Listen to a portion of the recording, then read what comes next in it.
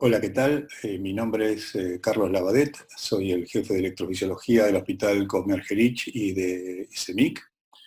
El tema es conocer el problema del intervalo QT en el tratamiento del COVID-19. Como sabemos, esta enfermedad puede afectar el sistema cardiovascular por múltiples mecanismos, primariamente a través de miocarditis, obstrucción vascular, embolias, trombosis, y también en forma secundaria al intenso distrés respiratorio que pueden padecer estos pacientes. El tratamiento propuesto para esta enfermedad también puede prolongar la repolarización cardíaca, lo cual se traduce a través del intervalo QT del electrocardiograma. Y la prolongación del intervalo QT, ese trastorno de repolarización, adicionalmente puede desencadenar arritmias ventriculares graves, como taquicardia ventricular polimorfa. En esta diapositiva podemos ver un cuadro de interacción entre algunos fármacos, especialmente la hidroxicloroquina aquí, con algunos medicamentos, especialmente algunos antivirales, como lopinavir o ritonavir, los cuales pueden producir un efecto de interacción que prolonga el intervalo QT. Con estas otras señales en verde son las donde no tenemos interacción. Estas drogas pueden producir raramente alteración del intervalo QT. Lo que ocurre es que cuando son dadas en combinación, esa potenciación se exacerba y las posibilidades de prolongación de la repolarización aumentan. En este cuadro no está la citromicina, pero ese es un medicamento que también va a interactuar especialmente con la hidroxicloroquina y con los retrovirales para incrementar el intervalo QT. Por supuesto que los pacientes deben realizarse para esto un electrocardiograma basal y después control con el tratamiento. La primera dificultad que tenemos allí es que para realizar un electrocardiograma en estos pacientes hace falta un personal dedicado, un electrocardiógrafo que no va a ser simple de desinfectar sus cables, el equipo puede ser trasladado de una cama a otra, en fin, eso trae múltiples inconvenientes. Por eso, una propuesta que para facilitar las cosas es utilizar un monitor, especialmente como marcamos acá, este es un sistema cardia, que es una plaqueta con dos metales que se apoya en el precordio, o el paciente lo toma con sus dedos, y eso genera una señal electrocardiográfica en este caso, un solo canal, pero que es grabado por vía Bluetooth a un celular, y el celular es transformado por PDF y es enviado, en el caso de nuestro hospital, al servicio nuestro de electrofisiología, que realizamos las mediciones y se las informamos a los clínicos y a los terapistas para colaborar y aliviar de esa forma la carga laboral de estos colegas. La medición del intervalo QT es realizada en forma convencional, es decir, una línea donde comienza el QRS sobre la línea de base, lo mismo que sobre el final de la onda T. Se usa la fórmula de Bassett, que es el QT medido en segundos, sobre el RR en segundos, su raíz cuadrada. Y en algunas veces utilizamos la fórmula de Hodge, si la frecuencia cardíaca es muy alta o muy baja. Es importante saber que en casos que el QRS sea ensanchado, por un bloqueo de rama izquierda o por un marcapasos, en ese caso utilizamos la fórmula de Bassett, pero tomamos la precaución de reducirlo a través de la sustracción del 50% del ancho del complejo QRS. En nuestro hospital hemos generado un algoritmo de trabajo para ver qué hacer con estos casos.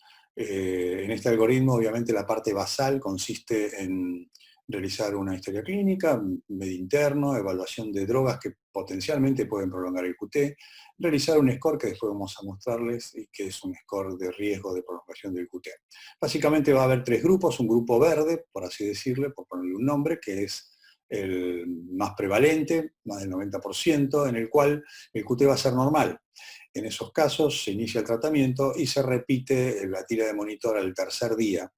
Si el QT corregido aumenta, acá hay parámetros de gravedad, el aumento más de 60 milisegundos, o que llegue a una prolongación que supere los 500 milisegundos de QT corregido.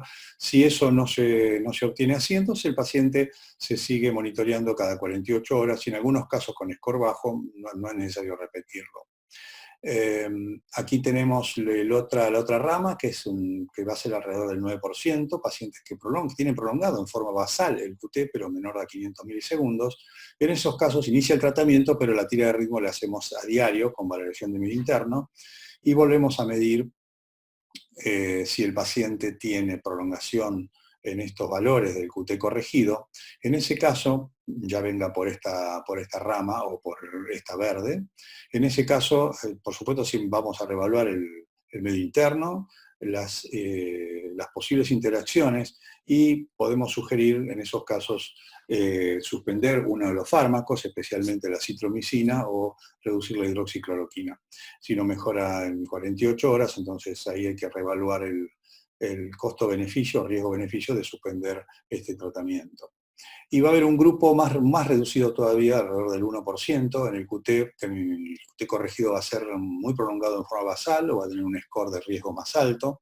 En ese caso, esto consiste en una llamada contraindicación relativa, es decir, el medicamento se puede utilizar evaluando el riesgo-beneficio de iniciarlo en un área con monitor y considerar en esos casos, quizás la hidroxicloroquina sola sin acitromicina como para reducir el riesgo de prolongación adicional. En estos casos hay que repetir la tira de ritmo a las 4 horas y luego diariamente. Si el paciente prolonga el QT ya más de 60 milisegundos, volvemos a reevaluarlo como comentamos anteriormente. Hay factores clínicos sencillos de obtener para saber qué pacientes tienen más chance de prolongar el QT que otros. Este es el score de Tisdale, es un score que separa en bajo riesgo, moderado y alto, de acuerdo al puntaje, como vemos aquí que tenga, y esto es las posibilidades de prolongación del QT. El alto riesgo es con un QT alto de 11 o más puntos. Es importante conocer que prolongar el QT no implica linealmente mayor riesgo absoluto de taquicardia ventricular. Es decir, que aumente el QT no significa que sí o sí ese paciente va a hacer taquicardia ventricular, aún cuando lo prolongue las chances son bajas, pero de ninguna manera puede ser descartado y debe ser monitoreado. Sí hay elementos a considerar que un poco empujan la decisión de suspender el tratamiento.